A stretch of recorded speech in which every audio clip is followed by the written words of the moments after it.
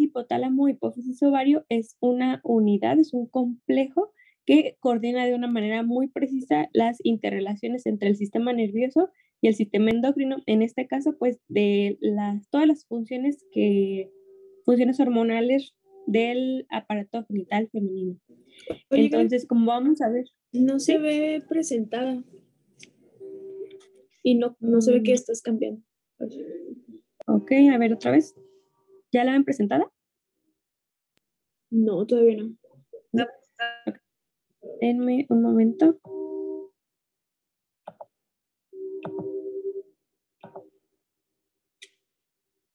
¿Y ahora? Ya, ahora sí. ¿Ya? Ay, aguanten que ahora se me trabó la compu. No quiere que exponga. Denme un momento otra vez.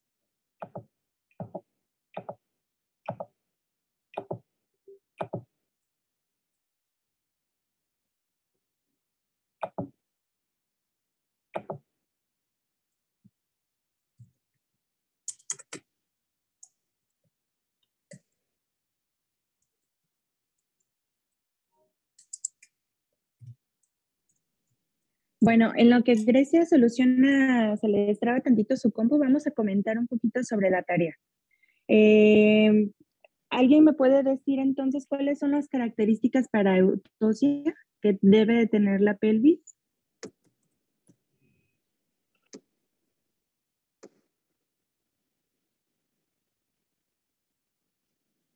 Ujú. Dime, Yasmin.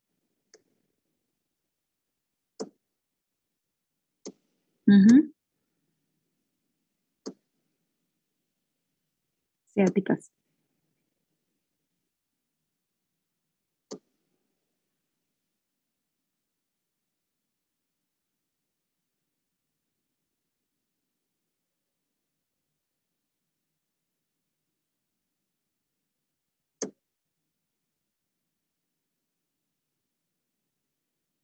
Ujú.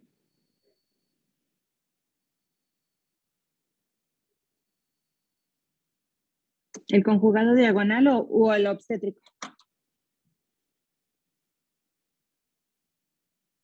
Ajá.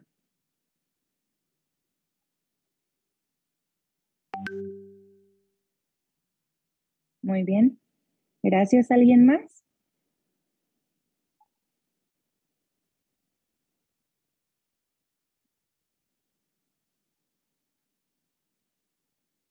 ¿Nadie más?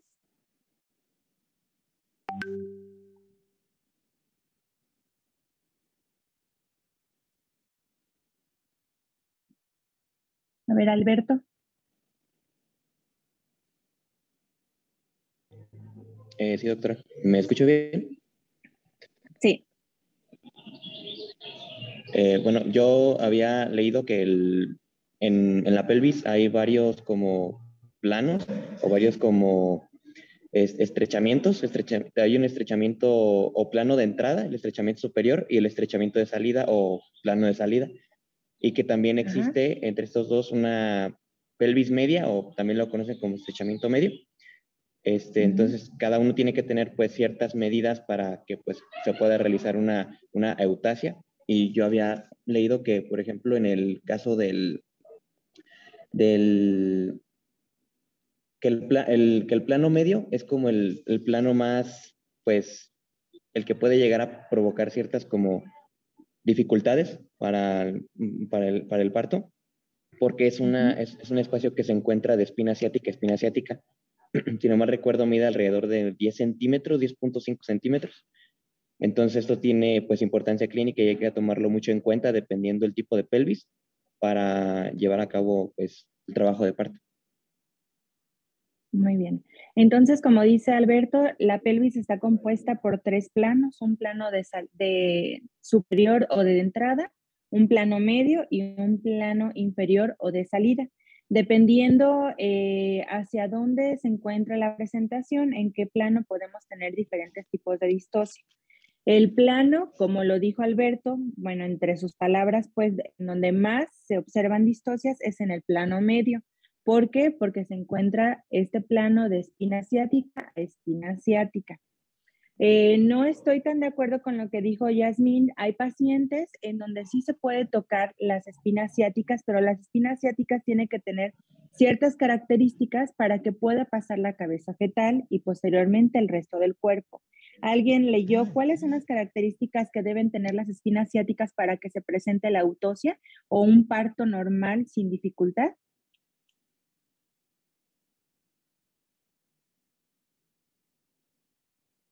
¿Cuánto deben medir? ¿Cómo deben de estar sus bordes? O ya si lo sienten, ya la pasan a cesárea. ¿Qué se debe de hacer? Lo demás que dijo Yasmín es correcto, no se debe sentir el promontorio. Si el promontorio se siente, ahí nosotros inferimos que el ángulo pues va a ser menor a 90 grados y pues entonces los diámetros de la pelvis van a disminuir. Si nosotros tocamos el promontorio, pues seguramente pues el paso del producto se va a ver dificultado. También le faltó alguna medida, eso que dice de los diámetros, eso lo vamos a ver ya cuando veamos trabajo de parto, pero el diámetro más importante en la exploración obstétrica es el conjugado obstétrico. Ese se saca con el conjugado diagonal mediante el tacto vaginal y nosotros tenemos que tener una medición en nuestras manos y de ese diámetro hay que restarle de 1 a 1.5 que nos va a dar pues 10.5 que será la medida normal de conjugado obstétrico, pero bueno, eso lo vamos a ver ya cuando veamos exploración vaginal. Bueno, las espinas ciáticas, su característica es que deben de ser menores a 1.5 centímetros, que sus bordes no deben de ser palpables o que deben de ser divergentes, ¿ok? Si encontramos nosotros a la exploración del tacto unas espinas ciáticas prominentes, picudas y que midan más de 1.5, pues ahí podemos inferir que la paciente nos va a presentar una distocia del estrecho medio y puede tener una distocia de partes óseas. Pero a lo mejor ahorita no lo tienen tan claro, necesitaríamos ver una pelvis en la pantalla, yo explicarles cómo se hace la exploración, pero que quede claro que todas estas exploraciones se hacen mediante la exploración vaginal al momento del trabajo de parto o ya que llega pues la paciente. Porque recuerdan ustedes cómo les dije que es el diagnóstico de DCP, de desproporción cefalopélvica.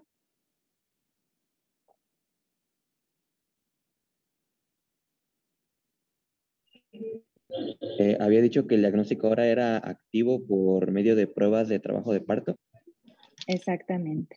Antes se hacían por medio de radiografía, si se acuerdan que les dije, y ahora es un diagnóstico dinámico. Quiere decir que yo tengo que ingresar a mi paciente, darle una prueba de trabajo de parto, que la prueba de trabajo de parto no es otra cosa más que provocar o conducir los dolores o las contracciones y nosotros estar midiendo en base a la curva de Friedman si hay descenso, dilatación y borramiento de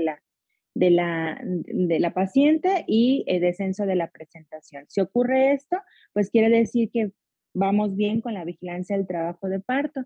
Si en más de 2 horas no tenemos un descenso de la presentación, nos estamos enfrentando a una desproporción cefalopélvica. Ok, bueno. ¿Listo, Grecia?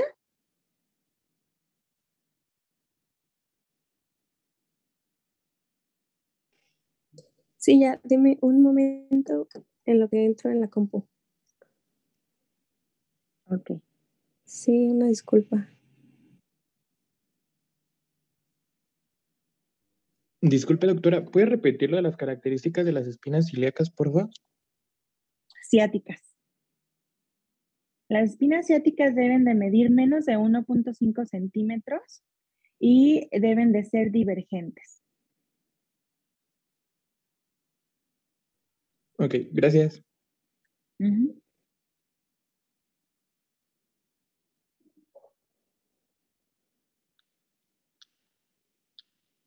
Y les faltó una característica de mencionarme que es el espacio o el diámetro interespinoso. Eso no se hace, pues ya cuando nosotros terminamos de hacer la exploración vaginal, se saca la mano, la paciente está en posición de litotomía en su cama y nosotros con nuestro puño debe de medir, nuestro puño generalmente mide 10 a 10.5 centímetros, entonces nosotros ponemos entre el diámetro interespinoso y si nuestro puño cabe, quiere decir que el estrecho inferior está adecuado para el descenso o la salida de la cabeza fetal. Pero bueno, eso ya lo vamos a ver cuando vayamos al ciberhospital para que quede un poquito más claro. Ya está, doctora. Listo, Grecia. Ay, sí, una disculpa, mi compu se puso loca. Pero bueno, vamos a empezar ahora sí. Entonces, repito la definición por si no la escucharon bien. O bueno, no, sí, ya, dale un siguiente clic, por favor, Rosy. Quedamos que el eje hipotálamo hipófisis ovario se encarga de coordinar todas las acciones, todas las funciones que se dan durante el ciclo genital femenino.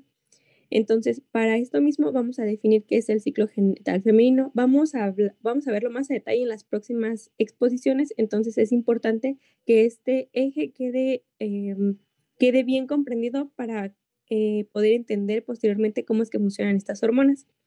Entonces, ¿qué es el ciclo genital femenino? Esto es la serie de fenómenos anatomofisiológicos que desde la pubertad hasta el climaterio se producen periódica y regularmente en el organismo de la mujer. Dale otro clic, por favor. Entonces, de acuerdo a esto que les acabo de comentar, podemos inferir algunas cosas.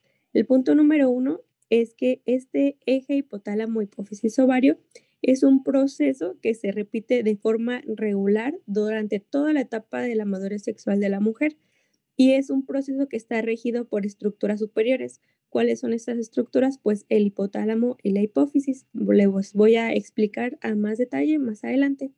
Entonces, estos dos sistemas se van a encargar de liberar hormonas que van a estimular el ovario para que secrete todavía más hormonas y pueda regular el funcionamiento del ciclo. Entonces, uno de los fenómenos fundamentales de todo este ciclo, pues es la ovulación, que se da por medio de 2 puntos. El primero, pues es la liberación de las células germinales y el punto número 2 es la liberación de hormonas que le ayudan a la mujer para prepararse para un posible embarazo. Dale otro clic, por favor. Entonces, como a lo largo de la exposición vamos a estar hablando de hormonas, vamos a recordar qué es una hormona. Una hormona, pues, es una sustancia con actividad biológica que es secretada hacia la circulación, o sea, las células secretoras, pues, lo vierten la secreción hacia los vasos sanguíneos y así puede actuar, pues, a nivel sistémico, por decirlo de alguna manera. Y hay diferentes tipos de hormonas. En este caso vamos a hablar de 2 tipos, las polipeptídicas, que estas se almacenan en vesículas y se van secretando conforme va llegando el estímulo, y las esteroideas, que estas no se almacenan, estas tienen su función cuando la hormona llega con el receptor y mientras estén unidas, pues va a llevar a cabo la función. Dale a la siguiente, por favor. Entonces vamos a hablar de cada una de las estructuras. Vamos a hablar primero del hipotálamo, después de la hipófisis y después del ovario. Y les voy a intentar de explicar cómo es que estos están interrelacionados. Entonces, primero vamos a hablar del hipotálamo. El hipotálamo es una región pequeña, primitiva y muy importante que se encuentra dentro del sistema nervioso central. Está compuesta por diferentes núcleos y aquí están pues divididos en diferentes grupos. Está el grupo anterior que contiene el núcleo supraóptico y el paraventricular. Tenemos al grupo medial que está compuesto, o bueno, en él encontramos el núcleo arcuato y el área tuberal. El núcleo arcuato es muy importante porque aquí se va a liberar una hormona que es la hormona liberadora de gonadotropinas. Y tenemos el grupo posterior, que ahí encontramos el complejo mamilar y los núcleos tuberomamilares, que estos se encargan de otras funciones endocrinas. Dale a la siguiente, por favor.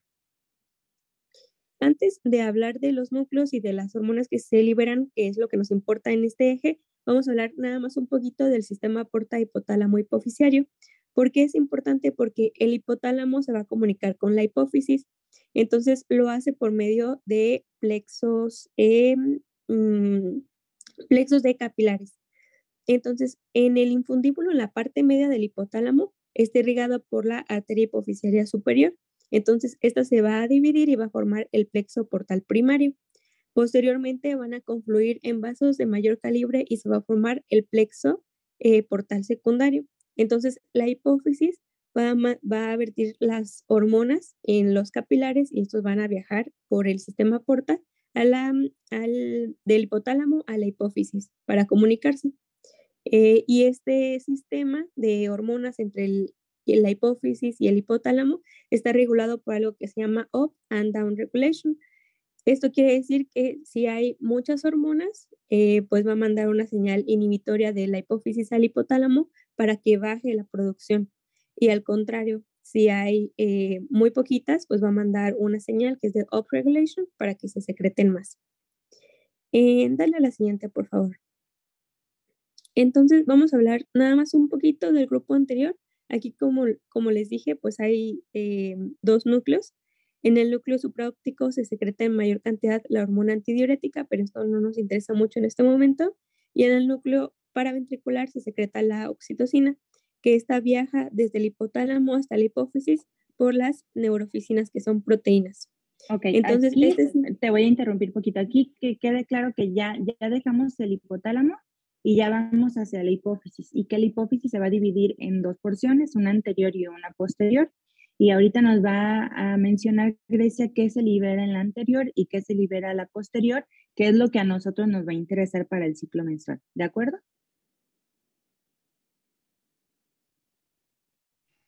Sí, gracias.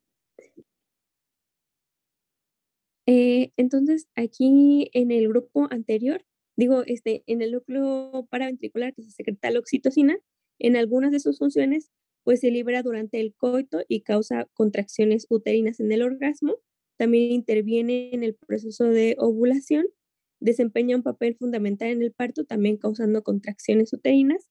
Y durante la lactancia, también ya lo habíamos comentado, ayuda a secretar la leche en las mamas. Dale la siguiente, por favor.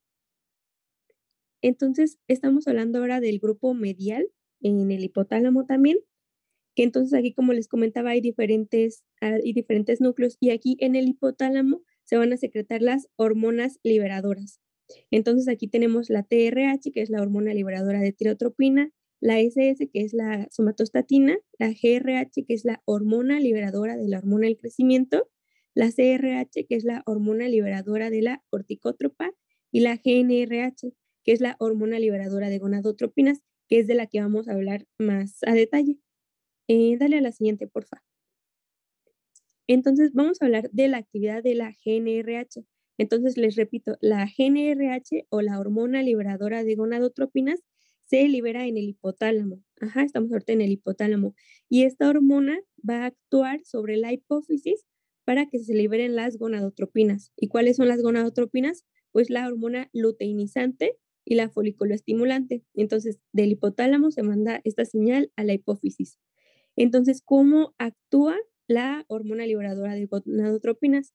Actúa de forma intermitente en forma de pulsos. Se va a secretar cada 60 o 120 minutos, y esto va a depender de en qué parte del ciclo nos encontremos. Y esta está regulada por un sistema que se llama feedback ultracorto. ¿Esto qué quiere decir? Que el hipotálamo tiene como una actividad intrínseca que hace que se regule a sí mismo. O sea, es muy parecido a la retroalimentación negativa. O sea, cuando hay muchas hormonas o hay mucha actividad, ya no se secreta, y de forma contraria. Entonces, como les comentaba, que se secreta en pulsos, al final de la fase lútea, los pulsos son de aproximadamente 120 minutos y la respuesta es más amplia para la hormona foliculoestimulante. Y durante la fase folicular aumenta de frecuencia y amplitud, así que se secreta cada 60 minutos aproximadamente, y la respuesta es mayor para la luteinizante. Recuerden que estas hormonas van a actuar se van a liberar en la hipófisis y van a ir a los ovarios. Lo vamos a ver un poco más adelante. Dale a la siguiente. Entonces, los pulsos son infrecuentes y están controlados por esta retroalimentación que les acabo de comentar, y es muy importante que esta secreción se mantenga en pulsos y constante, y pues está muy controlada.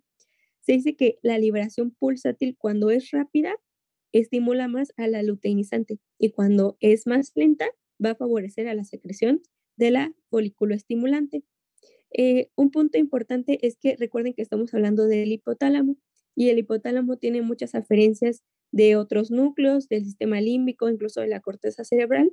Entonces, esto explicaría por qué los factores ambientales, como por ejemplo el estrés, pueden influir en el ciclo de la mujer como tal. Dale la siguiente, por favor.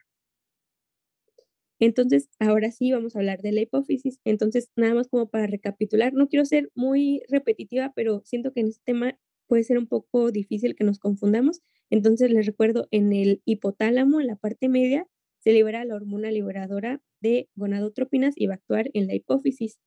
Entonces, ahora sí vamos a hablar de la hipófisis.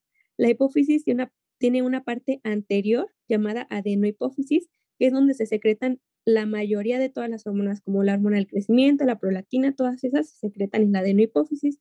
Y la neurohipófisis, que es la parte posterior, ahí no se secretan como tal hormonas, sino que se liberan. Las hormonas que se secretan ahí, ya les hablé, que es la oxitocina y la antidiurética. Estas dos hormonas se producen en el hipotálamo, ya viajan a la neurohipófisis y ya de ahí se secretan cuando hay un estímulo, pero no se producen como tal.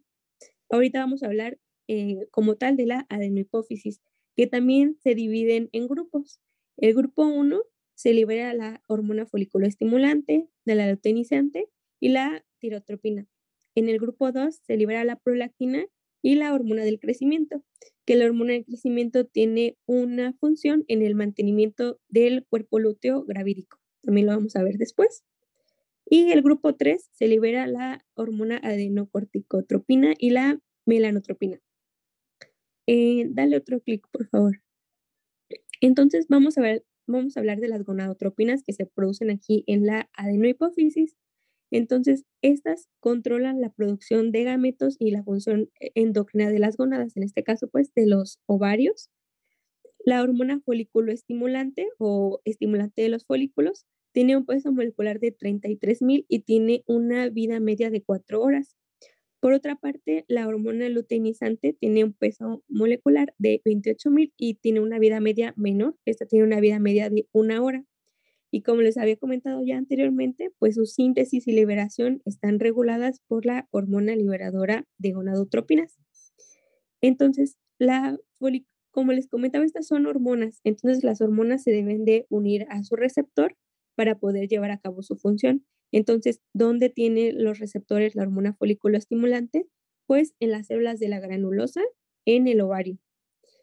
Se dice que los niveles más altos de la hormona foliculoestimulante se encuentran al final de la fase lútea y el comienzo de la fase folicular, y se dice que hay un pico marcado durante la etapa ovulatoria. Por otra parte, la hormona luteinizante, esta tiene receptores en más lugares del ovario, los tiene en las células de la granulosa, en las células de la teca, incluso en las células del estroma. Y esta presenta valores un poco más altos al final de la fase folicular, seguido de un pico periovulatorio. Este es muy importante, también lo vamos a ver después. Y hay una disminución de la LH en la fase lútea. Dale la siguiente, por favor. Vamos a hablar un poco de las acciones de la foliculoestimulante en el ovario y de la luteinizante en el ovario, pero dale la siguiente. Ahí tengo una imagen donde está como más claro cuáles son las funciones. Primero vamos a hablar de la foliculoestimulante. Esta pues va a iniciar el crecimiento folicular, de ahí su nombre. También estimula la secreción de estrógenos y promueve que las células de la granulosa capten los andrógenos y los conviertan en estrógenos. De esto vamos a hablar también más adelante. Por otra parte, la luteinizante estimula el crecimiento ulterior de los folículos ováricos, estimula la secreción de estrógenos, estimula la secreción de andrógenos por las células de la teca, provoca la ovulación y la formación del cuerpo lúteo. También estimula el cuerpo lúteo y va a producir, más bien va a secretar diferentes hormonas como los estrógenos, la progesterona y algunos péptidos que secretan también en los ovarios como la relaxina, la inhibina, la activina. También les voy a mencionar estas más adelante. Dale otro clic, por favor. Entonces, vamos a hablar un poco sobre su mecanismo. Como les comentaba, pues se van a unir primero con su receptor. Ya les comenté cuál es su receptor. En la foliculoestimulante, pues en las células de la granulosa. y la luteinizante en las células de la granulosa, de la teca y del estroma. Entonces, una vez que se unen con su receptor, van a activar la adenilciclasa en la membrana de la célula y esta va a activar un segundo mensajero que es el AMP cíclico. Entonces, posteriormente este AMP cíclico va a activar la proteína sinasas y se van a activar la síntesis de esteroides y de las proteínas específicas para cada sistema celular en el ovario, ya que hay varios, incluso hay varios grupos que también se los voy a mencionar. Entonces, dale la siguiente, por favor, Rosy. Aquí les puse como un diagrama para que se ejemplifique lo que les estoy comentando. Tenemos en el hipotálamo la hormona liberadora de gonadotropinas, la GnRH, y ahí está un signo de menos porque recuerden que el hipotálamo pues se estimula a sí mismo, manda la señal a la hipófisis secreta la hormona folículo estimulante y luteinizante en la parte anterior, y estas hormonas van a actuar a nivel de ovario y en el ovario se van a secretar otras hormonas, que las más conocidas pues son los estrógenos y la progesterona, y estas pues van a tener una función tanto local en el sistema genital como una función sistémica. Lo vamos a ver también más adelante. Y también se secretan otro tipo de hormonas, como los péptidos gonadales, que ahí se los puse, también los voy a mencionar un poco más adelante. Entonces, todos estos factores están interrelacionados y están regulados como por una retroalimentación negativa para que cuando haya una liberación adecuada, pues se deje de producir y al contrario. Dale la siguiente, por favor. Ahora vamos a hablar del ovario como tal y las hormonas que secreta. Una vez que es estimulada por la folículo estimulante y la luteinizante, pues ya se van a producir otro tipo de hormonas. El ovario en general y en específico en el folículo preovulatorio, pues secreta muchas sustancias con acciones endócrinas, autócrinas y paracrinas. ¿A qué me refiero con esto? Ya les expliqué lo de las acciones endócrinas que secretan las hormonas a la circulación. El mecanismo autócrino es que las mismas células del ovario se van a estimular a ellas mismas, y la acción paracrina es que las hormonas van a actuar en células adyacentes o en células muy cercanas. Entonces tiene pues una función con un gran impacto. Y aquí se van a secretar las hormonas esteroideas sexuales como los estrógenos, la progesterona y algunas otras hormonas proteicas como la activina y la inhibina. Entonces, aquí en esta imagen está muy bien como esquematizado el ovario, que tiene 3 zonas principales con una capacidad hormonal. Se dice que en el folículo la hormona que más se secreta es el estradiol, también se secreta progesterona y andrógenos, pero en menor cantidad. Después, en el cuerpo lúteo se secreta más la progesterona y en menor cantidad los estrógenos. En el estroma se secretan más los andrógenos, pero también se producen en menor cantidad los estrógenos y la progesterona. Dale la siguiente. Vamos a hablar de las hormonas sexuales. Estas son producidas por las gónadas, en este caso pues por el ovario, y sus acciones se manifiestan en el desarrollo de los caracteres sexuales y en el proceso de la reproducción. Aquí, ¿cuáles vamos a encontrar? Pues encontramos a los estrógenos, a los andrógenos y a los gestágenos. Estos tienen ciertos átomos de carbono y eso es una de las características por las cuales se diferencian entre sí, además pues de sus funciones como tal, pero hablo molecularmente. Entonces, los estrógenos se dice que tienen 18 átomos de carbono y el precursor de este es el estrano. Los andrógenos tienen 19 y es el androstano, y de los gestágenos tienen 21 átomos y es el pregnano. Entonces, si ven esta imagen, está como muy bonita porque es como muy fácil de entender.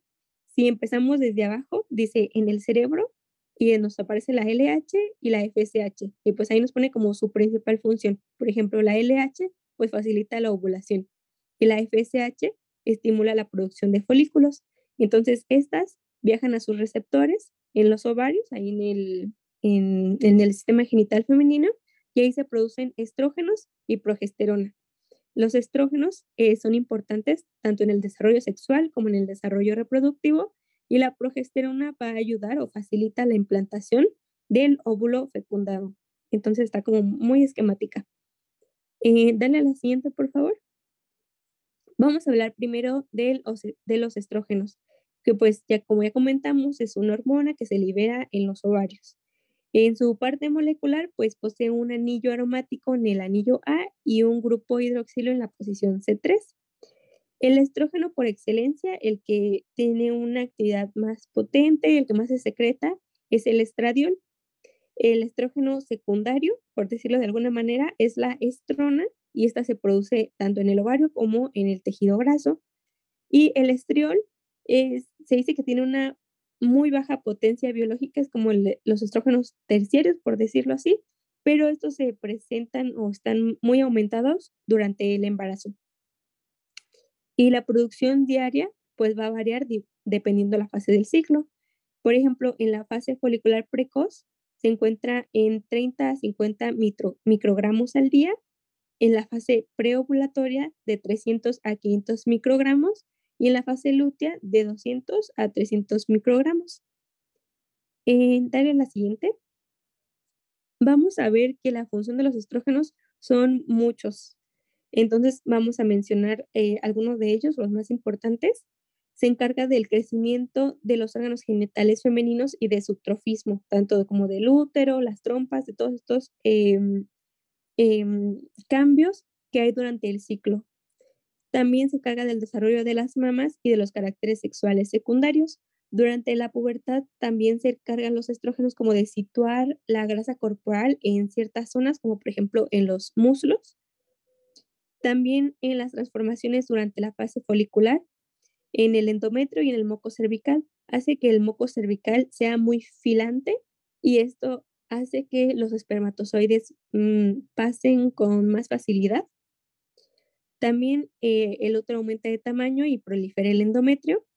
En la mama, ¿qué es lo que va a hacer? Va a estimular la proliferación de los conductos galactóforos. También estimula la aparición de receptores para la folículo-estimulante en el folículo y hacen que la hipófisis sea más sensible a su estimulación. También tiene efectos como en el organismo en general fuera del sistema genital. Entre ellos está el mantenimiento del equilibrio del sistema simpático y parasimpático. Esto lo hace por medio de la liberación de catecolaminas en el sistema nervioso central. También influye en el balance hidrocálido reteniendo sodio y agua. Y un punto también muy importante es que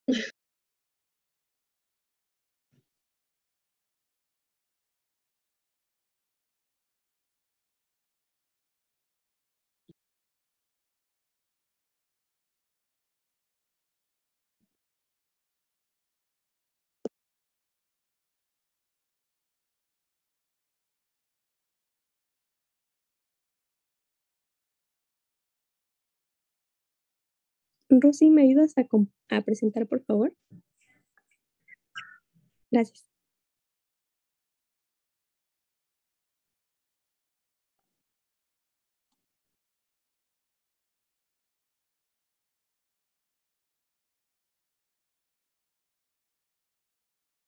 Listo, si gustas continuar, Grecia.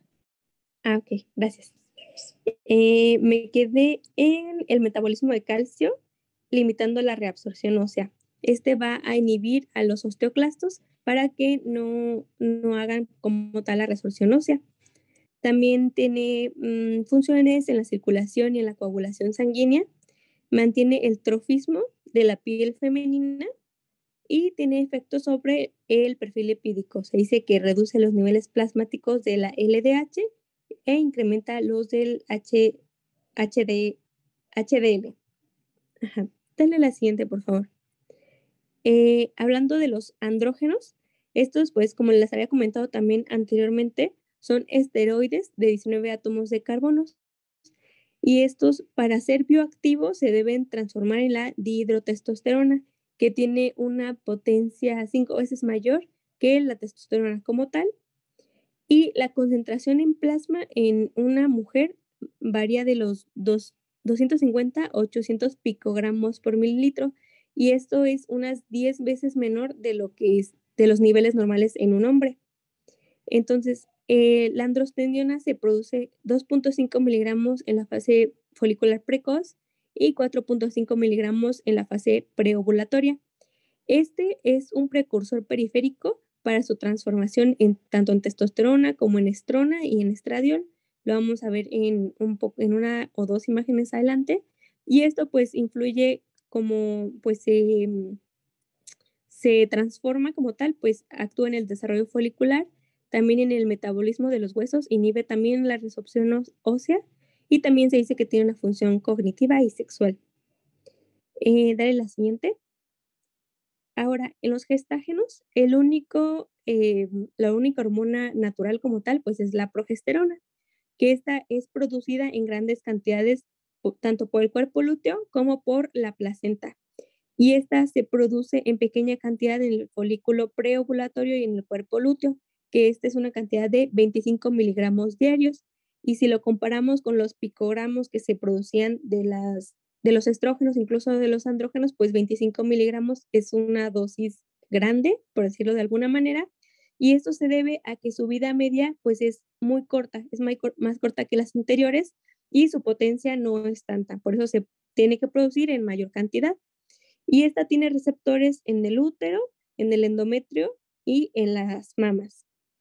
Dale la siguiente. Entre sus funciones, tiene actividad termogénica. Se dice que puede aumentar aproximadamente medio grado durante la fase lútea y esto clínicamente lo podemos traducir como que ya ocurrió la ovulación. Pues es esto. También interviene en el metabolismo del agua y del sodio y contribuye a su ahorro. También es fundamental en la protección del embarazo en las fases iniciales. También en el endometrio provoca una transformación y disminuye la amplitud y la frecuencia de las contracciones uterinas. Esto es lo contrario a lo que hacen los estrógenos, ya que los estrógenos por lo regular aumentan la amplitud y la frecuencia de las contracciones. En el moco cervical, este lo hace más espeso y más viscoso, por lo que impide o dificulta la entrada de los espermatozoides, o sea, también se antepone como a los estrógenos. Y también disminuye la frecuencia de la pulsatividad de la LH sin afectar a la FSH. Dale la siguiente. En el metabolismo, como les comenté al principio, estas hormonas pues son esteroideas y como tal son precursoras del colesterol, y del colesterol se divide la pregnenolona y de aquí a la progesterona, después a la 17 progesterona y ya después de aquí a la androstendiona, que es de lo que les comentaba anteriormente, que la androstendiona pues es el precursor de la testosterona, la testosterona del estradiol y del estradiol de la estrona, pero pues todos son esteroides sexuales derivados del colesterol, entonces por eso tienen como un mecanismo similar. En la sangre, las hormonas se pueden encontrar libres o unidas a proteínas, aunque la mayoría se encuentran unidas a proteínas, solo de un 1 a un 3% se encuentran así libres. El estradiol y la testosterona se encuentra unida a esta proteína que limita pues las acciones biológicas y son inactivadas por el hígado. Aquí se transforman en ésteres sulfatados, posteriormente se hacen hidrosolubles y ya pueden ser eliminados por la orina. La siguiente, por favor.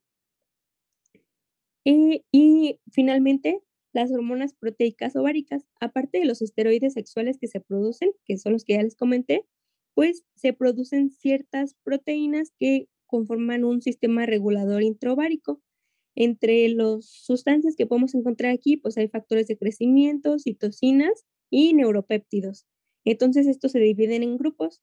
Tenemos el grupo del factor estimulante, el factor de crecimiento estimulante, el grupo del factor de crecimiento epidérmico, el grupo del factor de crecimiento insulinoide y el grupo del factor de crecimiento fibroblástico. Entonces, dale la siguiente.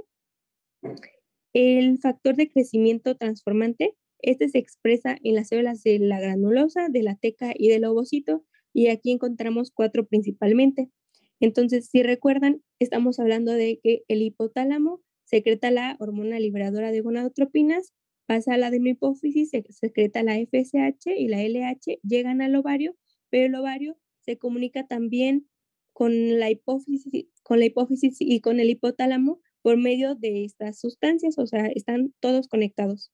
Entonces, los estrógenos como tal y la progesterona no tienen una actividad en la hipófisis ni en el hipotálamo porque no hay receptores como tal. Entonces, por eso se secretan estas sustancias.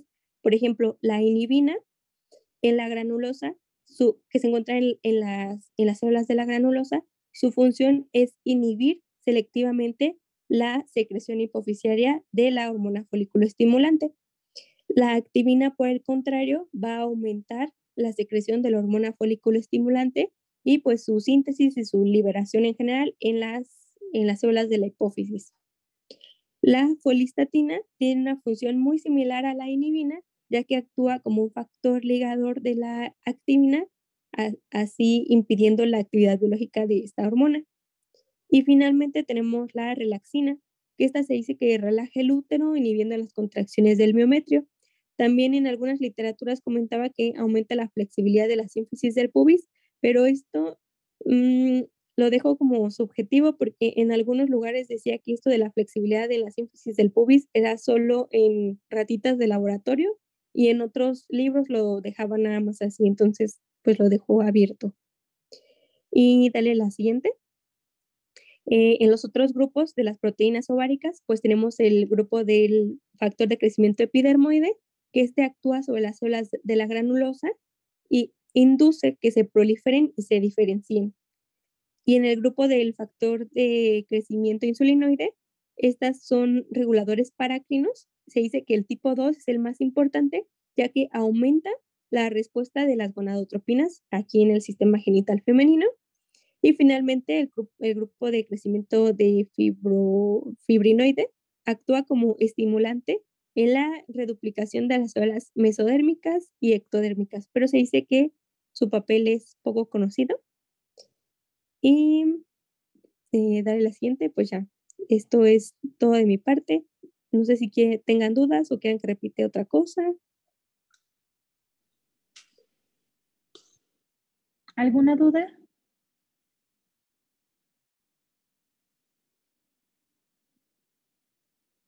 ¿No? ¿Todo quedó muy claro? Más o menos, dice Jairo.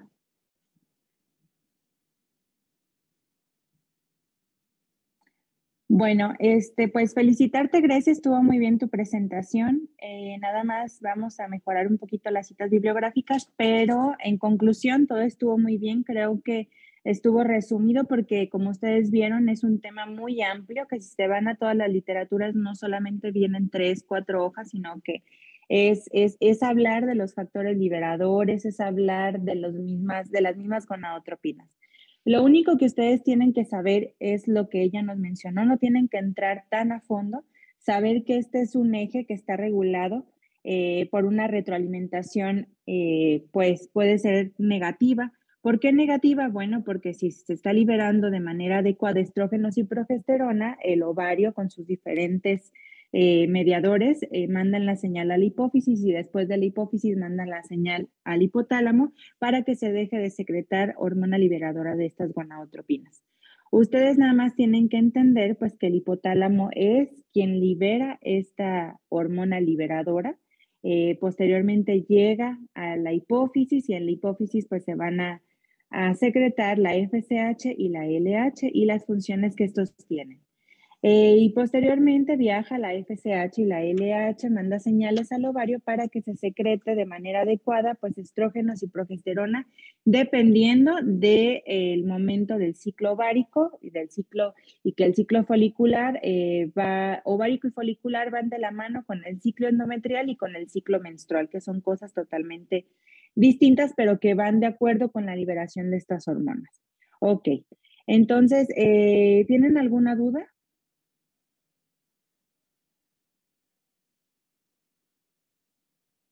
¿No? ¿Segura? Por ahora no, doctora. Bueno, muy bien. Entonces, si yo les pregunto de manera concreta, ¿en dónde se libera la GNRH, Luisa?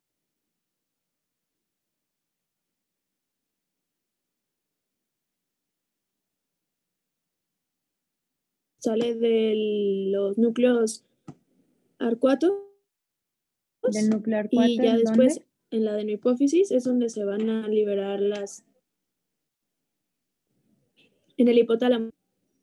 En el hipotálamo, ¿verdad? En Sí, su eso parte se... medial, en el núcleo arcuato.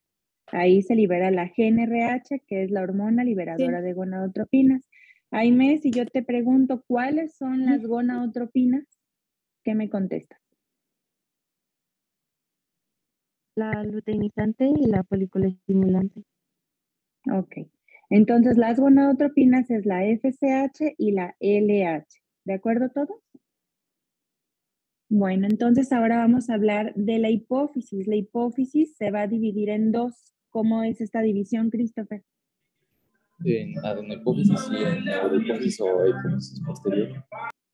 Exactamente. Adenohipófisis o hipófisis anterior y la posterior o neurohipófisis. Perfecto. Entonces, de la neurohipófisis, ¿qué me puedes decir, Jairo? ¿Qué se libera en la neurohipófisis o qué hay ahí? La neurohipófisis solamente es oxitocina y antidiurética. Antidiurética y la oxitocina. Muy bien. Y de la anterior, Jennifer, ya me contestaste, ¿verdad? No he participado de mi Ok. hipófisis. Ajá. Me parece que es la hormona del crecimiento. ¿Sí? La hormona de crecimiento. ¿En cuántos grupos se divide la adenohipófisis?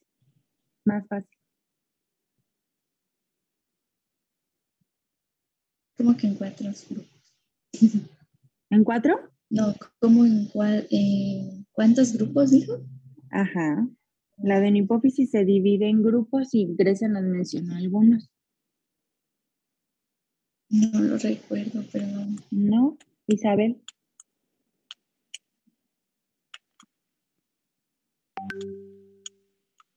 Perdón, no podía activar mi audio. No, doctora, pero sé que segrega la hormona luteinizante y la foliculoestimulante. Ok.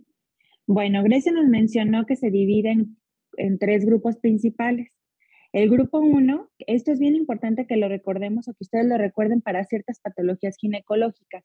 El grupo 1, ahí se va a liberar la FSH, la LH y la TSH o la hormona estimulante de tiroides. ¿Por qué es importante? Bueno, porque entonces ustedes ya van a recordar que en la hipófisis ellas comparten un lugar en donde si, por ejemplo, la TSH está aumentada o está alterada, puede haber alguna alteración sobre la FSH y la LH.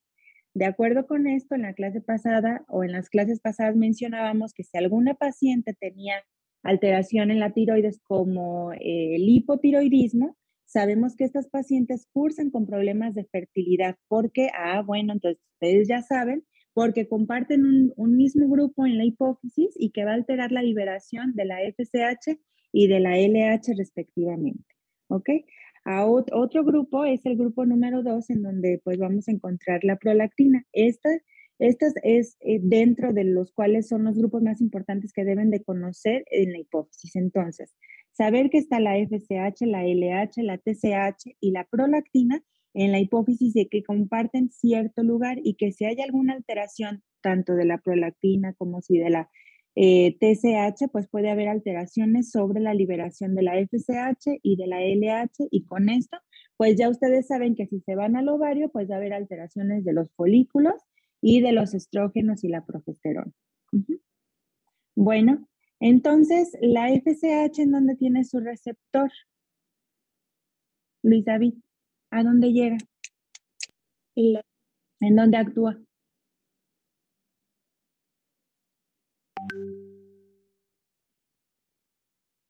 ¿Salió? Creo que salió. ¿En la granulosa, doctora? Ay, ¿quién me contestó? Jairo. La granulosa. Exactamente. Entonces, la FSH su acción la ejerce sobre las células de la granulosa, ¿verdad? Y que la FSH, ¿cuál es su principal función, Miguel?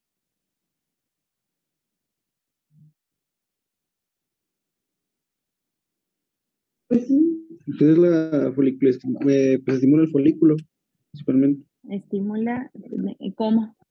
En el ciclo ovárico. ¿Pero qué hace con el folículo?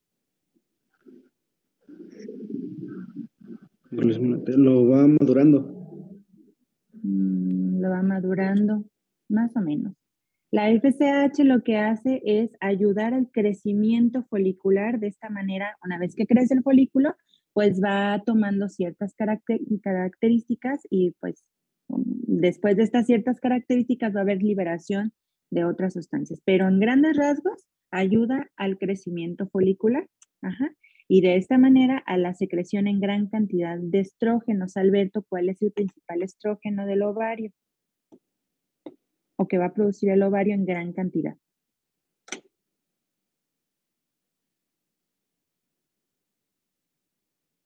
Ay, creo que salió. A ver, ¿Qué puedo Isabel. decir yo?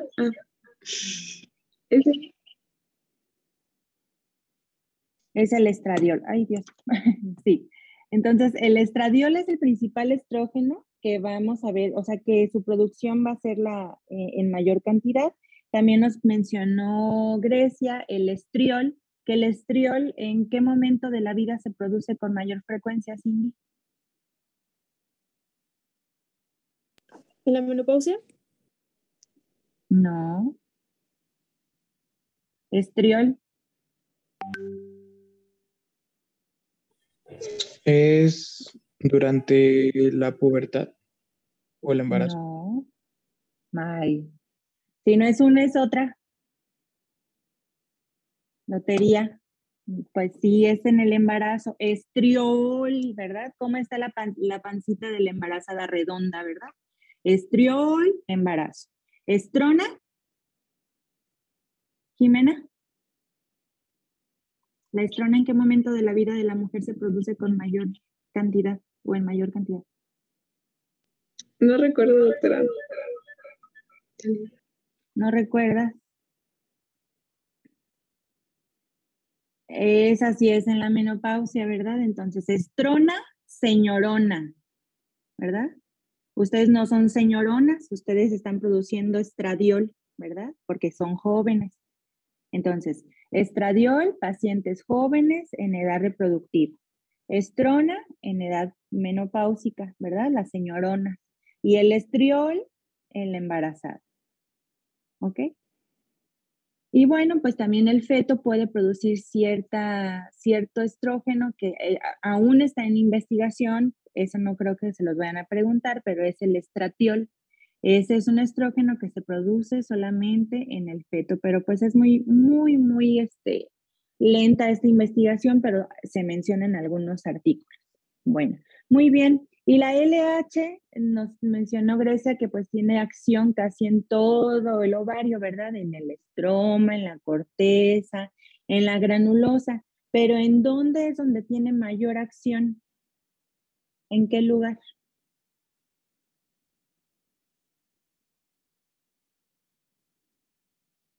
¿No es en la teca vascular? En la teca. Ajá, en las células de la teca. Muy bien. Bueno, ¿y qué me pueden decir de la acción de la LH? ¿Qué hace la LH? Pues una de sus acciones es que también estimula la folícula estimulante para que esta folícula estimulante pues ayude al crecimiento.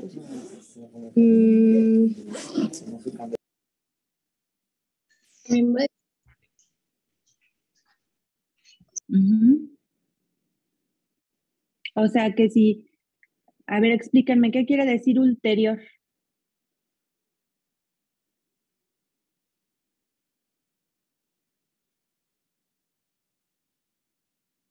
No, pero a ver, contéstenme lo que les pregunto. ¿Qué quiere decir ulterior?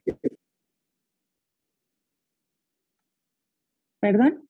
¿Que sigue en el tiempo a otra cosa? Entonces, ¿es antes o después? Después. Después, ¿verdad? Ulterior es después o final. Entonces, bueno, la LH termina, ¿verdad?, de hacer la acción que empezó la FSH. ¿Y qué más hace, Alberto?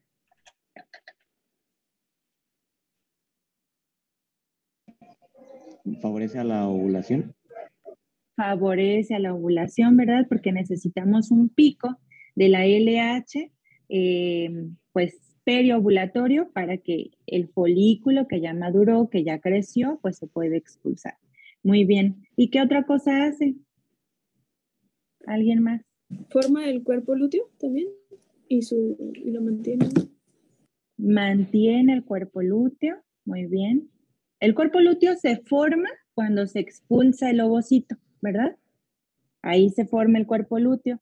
Y bueno, pues si hay una fecundación, el cuerpo lúteo se tiene que mantener ahí para que produzca otra hormona. ¿Esa hormona cuál es? Progesterona, ¿verdad? ¿Y como para qué me servirá la progesterona si estoy embarazada? Que no sé.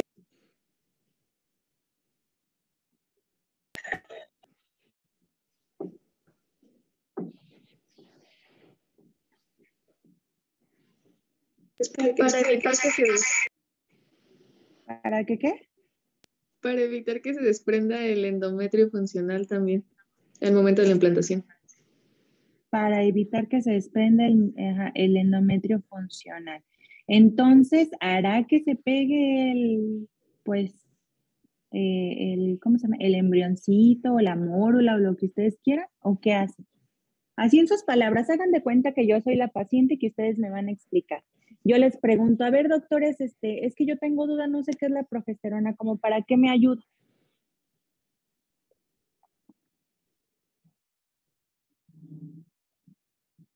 Pues ¿Para qué qué?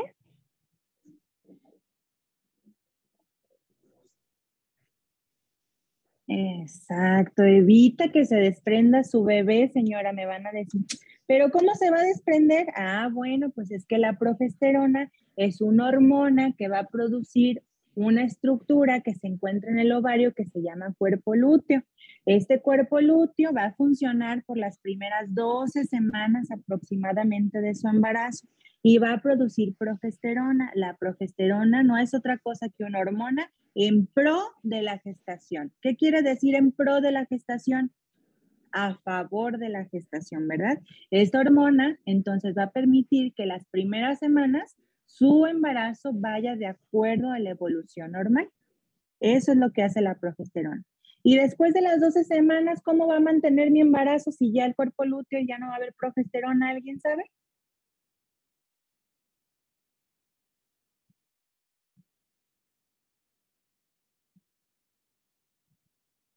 Después de las 12 semanas, ¿quién mantiene el embarazo?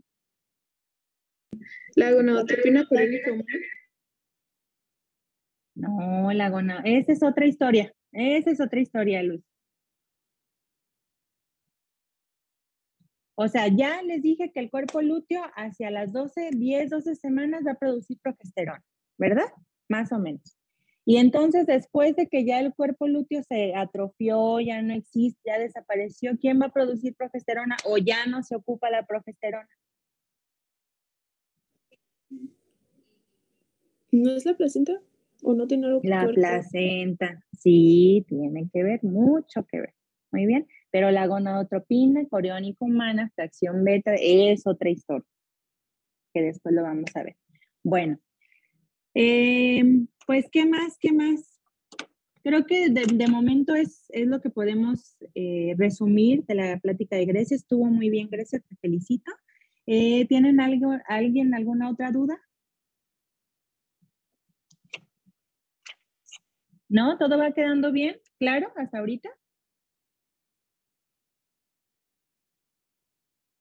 Bueno, entonces la próxima clase nos vemos con el tema de Denise. ¿Sí está Denise? Sí, No, doctora. ¿verdad? Se fue a clase. No, aquí está. Bueno, muy bien. ¿Qué tema te toca, Denise? Es ciclo ovárico. Perfecto. Entonces, y después de Denise sigue Miguel. ¿Qué tema te toca, Miguel?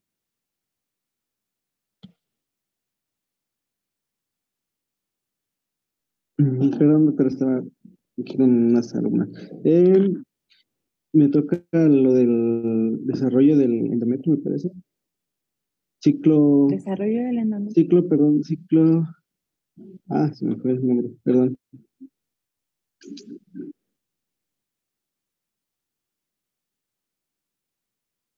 Bueno, tengan listos esos dos temas para la siguiente clase que sería el viernes, ¿de acuerdo?